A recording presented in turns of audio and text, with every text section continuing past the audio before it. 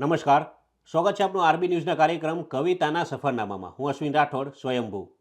આજની મારી લખેલી રચનાનું શીર્ષક છે હું લખું ને તમે વાંચો તો શું મળે.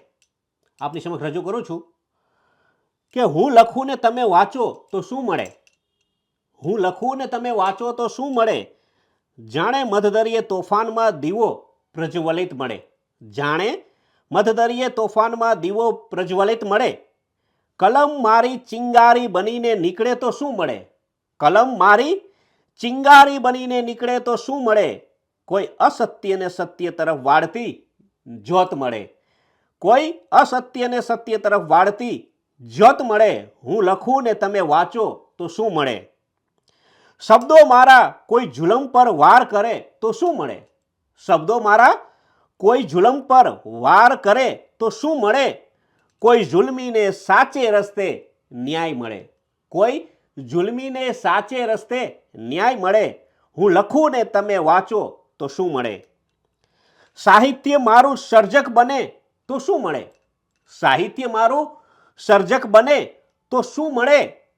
કોઈ ભાષાને નવી દિશા નવું પાત્ર મળે. કોઈ ભાષાને નવી દિશા નવું પાત્ર મળે. હું લખું ને તમે વાંચો તો શું મળે. મારું કાવ્ય અને ગઝલ દર્પણ બને તો શું મળે. મારું કાવ્ય અને ગઝલ દર્પણ બને તો શું મળે. કોઈ પ્રેમીને પોતાની વાસ્તવિકતાની ઝાંખી મળે. કોઈ પ્રેમીને પોતાની વાસ્તવિકતાની ઝાંખી મળે. હું લખું ને તમે વાંચો તો શું મળે. મારું ગદ્ય ધર્મને અને અર્થને મારું ગદ્ય ધર્મને અને અર્થને રૂપાંતરિત કરે તો શું મળે. મારું ગદ્ય ધર્મને અને અર્થને રૂપાંતરિત કરે તો શું મળે. કોઈ અધર્મીને સ્વયંભૂ ધર્મની નવી દિશા મળે. કોઈ અધર્મીને સ્વયંભૂ ધર્મની નવી દિશા મળે. હું લખું અને તમે વાંચો તો શું મળે. જાણે મધદરિયે તોફાનમાં દીવો પ્રજ્વલિત મળે. અસ્તુ. નમસ્કાર.